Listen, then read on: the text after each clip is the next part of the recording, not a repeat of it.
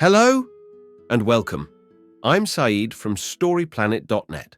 Dive right into the essence of the most captivating books without reading them cover to cover. Whether you're on the go, at the gym, or just relaxing at home, we offer you a unique and enriching listening experience. Today, we are exploring the book, The Gun Debate, a creation by Philip J. Cook and Kristin A. Goss.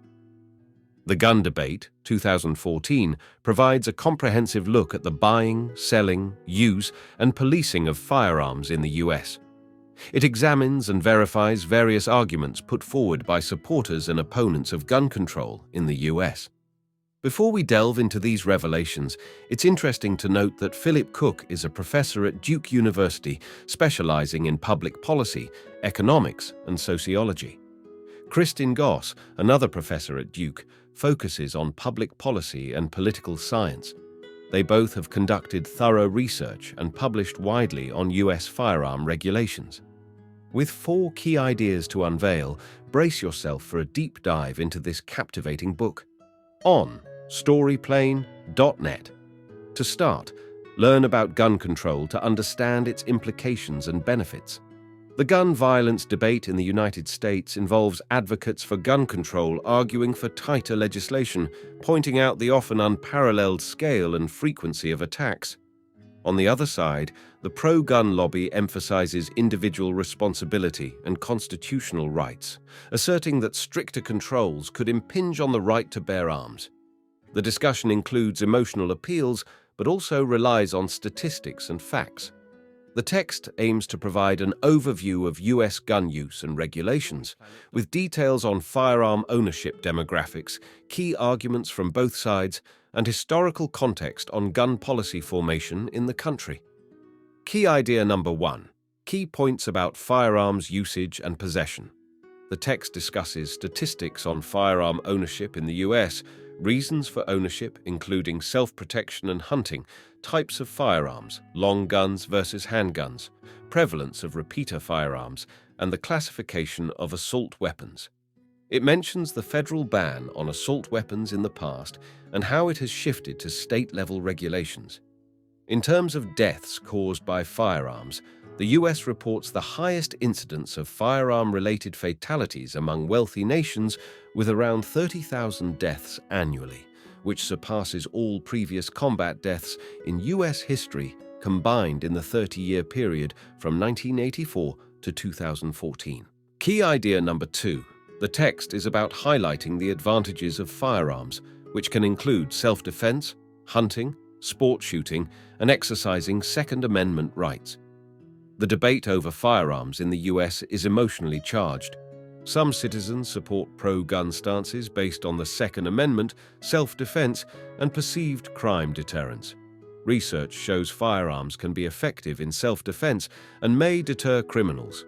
However, some argue stricter regulations are necessary. The NRA warns against increased control, citing potential constitutional violations.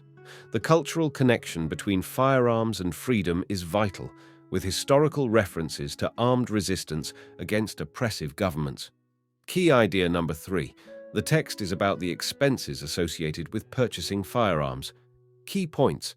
Tightening firearms restrictions is supported by the high number of deaths and injuries associated with firearms, which intensify violence. Firearms are lethal and easily accessible, making them more likely to cause fatal outcomes in violent situations. Mass shootings are facilitated by the ready access to firearms, with an increasing trend in the US, particularly in public spaces.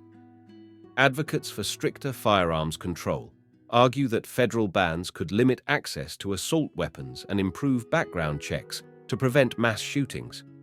The widespread possession and use of firearms can harm communities by increasing violence and diverting resources away from community improvement efforts. Key idea number 4. Summary. This text does not provide specific information to summarize. Firearm laws in the US are shaped by both federal and state regulations.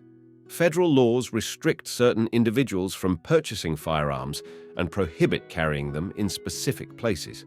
Key federal gun laws have been passed throughout the years, impacting the sale and ownership of firearms. States play a role in augmenting federal regulations, setting their own rules on firearm licenses, concealed carry permits, and assault weapons. Public opinion shows support for stricter firearms legislation, while there is also a rising support for gun rights. The debate between gun control advocates and gun rights advocates continues, with different views on the existing legislation and its enforcement. The annual death toll from firearms in the US is significant, prompting discussions on balancing the risks and benefits of firearm ownership through policies. In conclusion, the text discusses the polarizing gun control debate in the US, with gun rights advocates emphasizing the right to bear arms for self-defense and recreational value, while gun control advocates highlight the significant costs of firearms in terms of human life. Thank you for listening to this summary. If you enjoyed this exploration, we invite you to discover other fascinating books on storyplanet.net. Don't wait any longer. A multitude of books, stories, and knowledge await you there. See you soon on storyplanet.net.